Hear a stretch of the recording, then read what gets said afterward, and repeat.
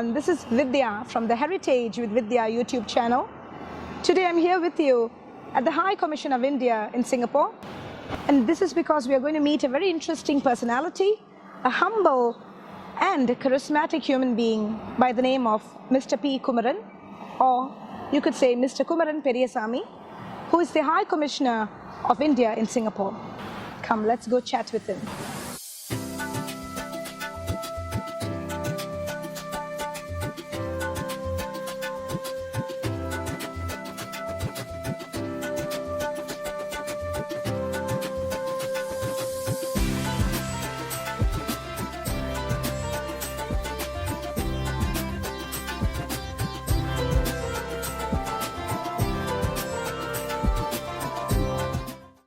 So when you talk about gender issues, there's also a third gender. That's also an issue that we have to acknowledge, like how to respect another gender, which is neither a woman or a female, isn't it? And that has to be also taught to kids when they grow up, because they are also souls and human beings. And then to respect them, not to tease them, not to bully people who are different. Compared to the time when we were growing up as children, today there is a much better awareness of the In fact, I think if I'm not wrong, even in the Indian passports, earlier the genders used to be male/female. Now we put a third gender also. Third gender, others. I don't know what is the code. Something is there. We used to have N for male and F for female. Yes. I think we use a T for third gender. Okay. So there is a formal recognition. In fact, I just saw a report in the press 2-3 days ago that the Tata group of companies is hiring transgenders also as part of their hiring and to avoid any discrimination against them. Okay. So, obviously there is a lot greater sensitivity to the issue of gender equality and greater sensitivity to the problems that transgenders face compared to some years ago. So I'm sure we'll get progressively better. We have government policies that are more sensitive and also NGOs who progressively sensitize people to these issues. Right. We can only get better in the coming years.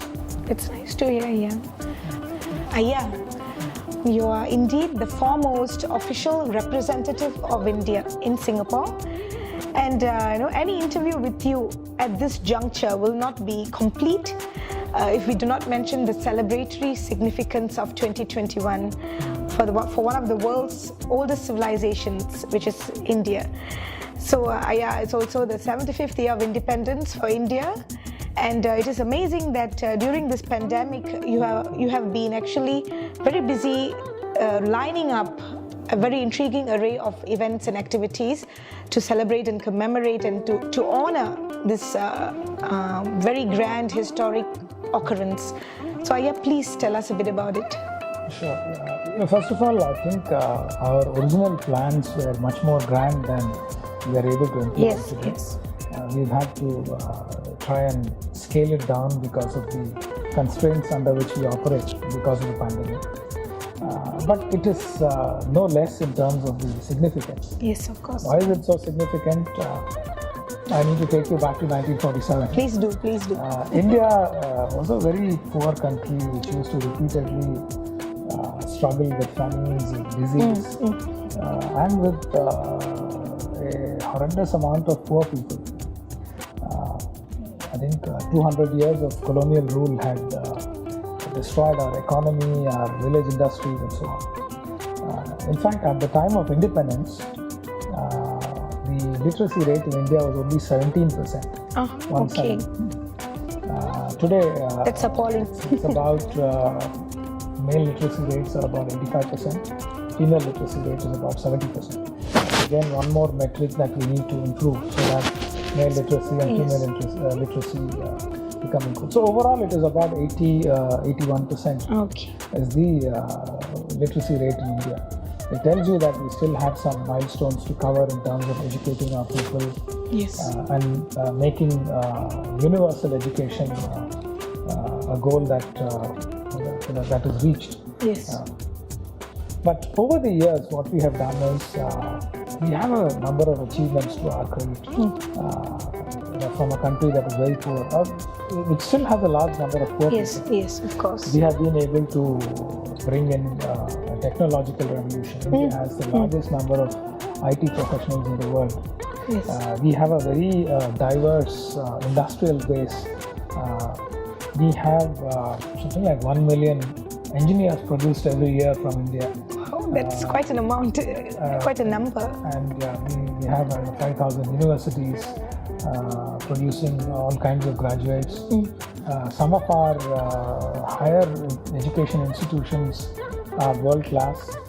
In fact, if you see the multinationals in the US, a large number of them today have Indian origin CEOs Yes, absolutely. who have all studied in Indian institutions and have gone on to bigger achievements outside India. So if you look at all that, we had a green revolution in India in the 60s. From a country that was perpetually short of food and used to live what we call ship to mouth. Import the food and then finish it off and then wait for the next ship to land. Okay. Today we are an agricultural surplus country. We have millions of tons of surplus of rice and wheat and other grains. So we not only are able to meet our own requirements, we are able to export it to other countries. Yes. We had the white revolution. We were a milk deficit country. We produce more milk than we need today because of the successful white revolution. Right. So we have a successful space program. We have a successful atomic energy program. For a country that is poor, all this is extraordinary in terms of the kind of hard work that has gone in over the last 75 years. Right. Both these revolutions involved also scientific research. Right. One of the elements of the Green Revolution was to first try and improve irrigation, develop crops that are drought resistant, and also developing high yielding varieties of seeds through genetic experiments and whatever breeding techniques, etc. To increase yields within a given crop area. Right. And similarly, milk also. They had to experiment with different kinds of fodder, bring in different kinds of high-yielding varieties of cows from different parts of the world. Right. So all that was very, very interesting over the years to maximize our milk and, Yes, definitely. and grain output. It's very interesting to hear it from you. These the achievements that India had in the 75th of its That doesn't mean we have solved all our problems. There are still many problems to be solved. Of course, yes. There are things. I guess just like any other country, there's always a problem and an achievement. Yeah, yes. We still have a number of problems that remain to be solved. We look back and identify things that we could have done better. Yes. And what all remains to be done. So overall, I think along with being a time for celebration, it is also a time for stock taking. But overall, we are happy with the fact that our journey has been productive, fruitful. Today, we are in a much better position than when we started out in 1947. Yeah. And overall, there is no doubt that our future will be better than our present. That is something that our youth has confidence in. Today, India is a very young country. Our median age is about 29. So today, in terms of the proportion of the population, youth occupies a very prominent position. Yes. So we will continue to be a very productive population until about 2050, 2055. Right. So this is a very important period for us. Any big achievements have to be done during this time. So we need to keep our youth motivated, skilled properly, and to find them the right kind of jobs both in India and outside, to make sure that their potential is fully used. So it's a very, very exciting time for us and also an important time in our history. I guess just curious, do you think there will be? If you're able to share with me, do you think there will be a chance whereby efforts can be made for Indian talent to remain in India, so that India will benefit? So ideally, that is the effort. But it is an open country. Yes, of course. There are people who see opportunities outside, and it is not government's policy to try and stop them. Absolutely, yes. But the effort overall is to try and ensure that there are opportunities created in India. To make a choice. So that we are able to use the talents of India. Sounds good, actually. Yeah, I guess that's also important, isn't it? So we don't want the best talents to be always outside India. We need it within India so that India benefits out of its own children. That's true. But over the years, a lot of young professionals from India have gone on to many countries. Yes. Especially to the West, because they saw greater education opportunities there, and also research and employment opportunities. There was a time when it used to be called brain drain. But over the years, as opportunities improved in India, a lot of the youngsters have come back also. Okay. Now we have big IT centers in Chennai, Bangalore and Hyderabad. Yes. So a lot of professionals have come back. Some of them work for the same multinationals that they used to work before in the West. I come from an engineering college background. A lot of my classmates went to the US to study. Right. A number of them stayed back.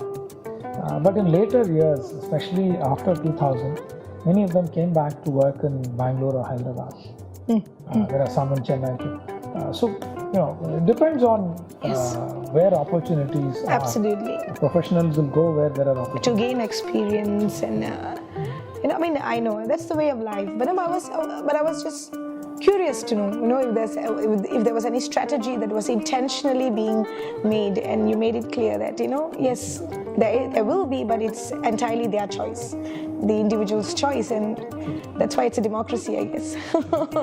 It is left to the individual's choice. The government does not have a policy of either encouraging or discouraging people from going abroad. People go where there are opportunities. It's as straightforward as that. And then it boils down to human rights as well, isn't it? At the end of the day, everything connects.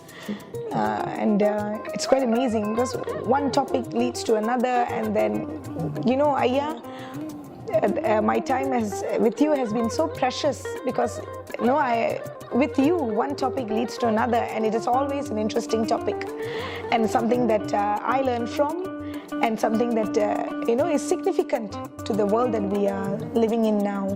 Thank you. One last thing I want to say was the plans that we have for celebrating our India at 75. So we have several dimensions of the celebrations. One is to try and commemorate our heroes of the freedom movement. Okay. Commemorate some of the leaders who took India forward immediately after independence. Sure. And over the years, in fact. Right. To thank our armed forces for safeguarding the country by securing our borders. That's so important, yes. And also to celebrate our scientific and technological achievements over the years. In addition to our great civilizations in several parts of India, and our arts, music, culture and dance. Of course. That one can't miss that. So we have all these dimensions, and ideally we would have had the opportunity of doing large events with public participation, bringing in cultural troops from India, bringing in people from India to speak at various seminars, etc. I can imagine, yes. But all that is unfortunately not possible under these pandemic constraints. Yes. So what we'll do is to try and do, to the extent possible, live or hybrid performances or events, and the rest we'll do online. Yes. So we'll see as we go along how the situation changes and accordingly deal with it. Well, I think we still have some time until the next Independence Day. There's still scope to do something. Yes. In fact, the 75th year has started, but the 75th anniversary runs from 15th August 2022 to 15th August 2023. Oh, okay. So we have up to August 2023. Awesome. Hopefully, we won't have to wait until then. Yes, but, yes. If the situation improves before that, we will be very, very keen to try and do a very lively kind of celebration. Absolutely, with a conference, with dance, music, exhibition. Yes, I hope that happens. Full involvement of the community here. Absolutely, yes. I guess everyone would be looking forward to it. Culture and tradition are something inseparable from the individual. So it's natural for any community to feel a certain affinity towards the mother culture, if you will. Yes. So it's natural. As a representative of India here, I feel very happy that that kind of traditional bond exists between India and Singapore. It is something that enhances our mutual understanding. Yes. It keeps our people-to-people links alive. The fact that many Singaporean Indians continue to have relatives, family connections in India, especially in Tamil Nadu, keeps the relationship much stronger than it otherwise would have been. Yes, yes. So it is something that is in the benefit of both nations. One thing that impresses me very much as a representative of India here is that Singapore genuinely desires India's development and a stronger India in the future. That's wonderful. We agree on a number of items in terms of a vision for Asia, and a part of that is that Singapore would like to see a stronger India that creates a better Asian identity, a better Asian, a more balanced structure in Asia in general. Yes, that's a very important point, and we needed to hear that from you actually. And yeah, you're right. Just wanted to share with you. Being born and brought up in Singapore, being a Singaporean, I'm very much a Singaporean, but I'm also very much an Indian. But I have Chinese friends, a lot of Chinese friends, Malay friends coming over, eating the dosa that my mother cooks, and then we eat the coconut porridge or whatever our friends prepare for us. So what you told me a while ago actually brought those memories back to me actually. In Singapore, of course, we talk about multicultural element here, and of course there are incidents that challenge that multicultural comfort that we have. All diverse multicultural societies, multi-ethnic, multi-religious societies face challenges from time to time. Yes. It is how you deal with those challenges, how you overcome those challenges that are important. Singapore has found its own way of dealing with these issues. India has found its own way of dealing with these issues. So overall, there is no doubt that societies have been peaceful. Societies have found ways for different communities to live with each other, respect each other, understand each other as much as possible, and to believe in a common development vision that gives them a better future than their present. Yes. And Singapore has shown that it has been able to achieve that since 1965. And India clearly has shown that we've been able to move in a positive direction since the time we became independent in 1947. And as we go along, we find more and more ways to enhance our ability to achieve greater social harmony. Absolutely. And I guess during the pandemic times, we're even more conscious and focused on the subtle elements, the emotion, and how we are more sensitive towards how we deal with our friend or business partner, so on and so forth. And I guess the pandemic has taught us a lesson as well in this regard. Yeah. Any kind of economic difficulty or social difficulty causes strains in the social fabric. The pandemic has certainly been one more example of a challenge in terms of the stress to the economic opportunities at the current time. And the governments had stepped in to try and ensure that the damage is still within control. Yes.